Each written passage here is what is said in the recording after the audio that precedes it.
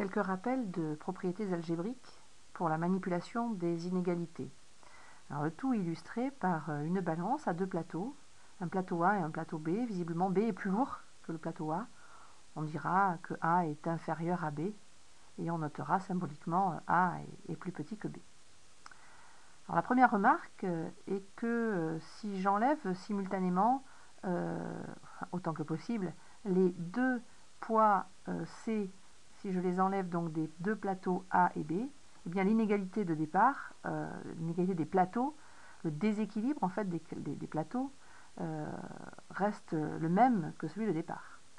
Alors ce que l'on traduira par les propriétés suivantes, partant donc de A plus petit que B, si j'enlève à A et à B la même quantité C, eh bien l'inégalité est encore identique.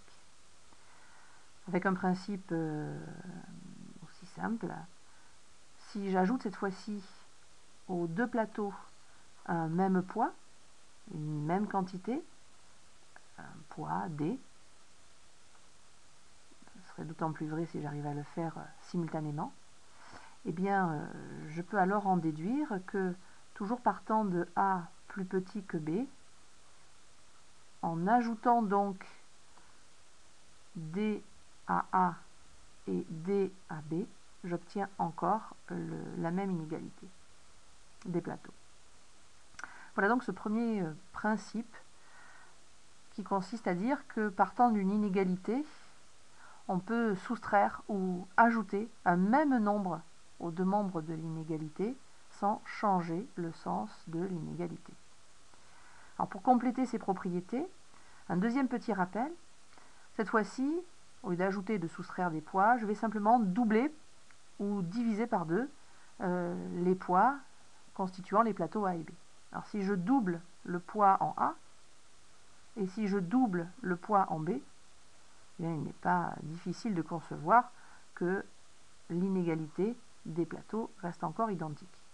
De la même manière, si je ne prends que la moitié du plateau A et la moitié du plateau B, eh bien, on a encore la même inégalité entre A sur 2 et B sur 2.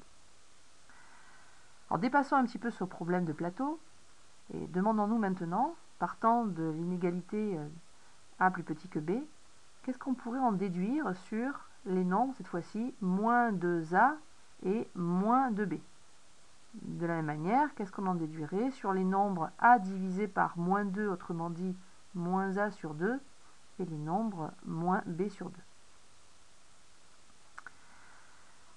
Alors, s'appuyant sur ce qu'on vient d'obtenir précédemment, 2A plus petit que 2B, il est important de réaliser que moins 2A et moins 2B sont leurs opposés. Moins 2A, c'est l'opposé du nombre 2A. De même, moins 2B, l'opposé du nombre moins 2B.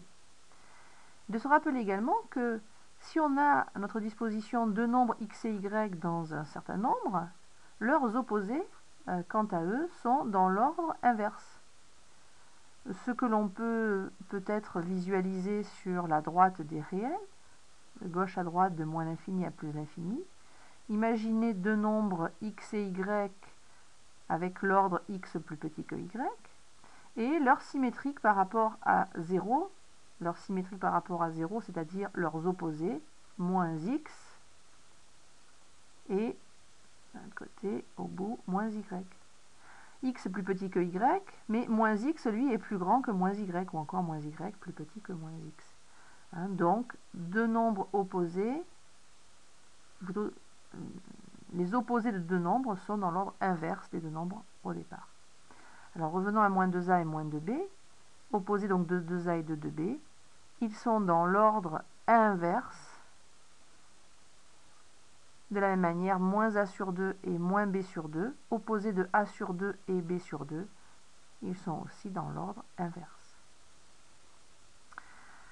Bon, cela illustre en fait une propriété beaucoup plus générale, qui consiste à dire que, partant de l'inégalité de deux nombres, comme ici a plus petit que b, si on multiplie ou si on divise ces deux nombres par une même quantité positive, comme nous l'avons fait avec 2, eh bien, le sens de l'inégalité reste inchangé.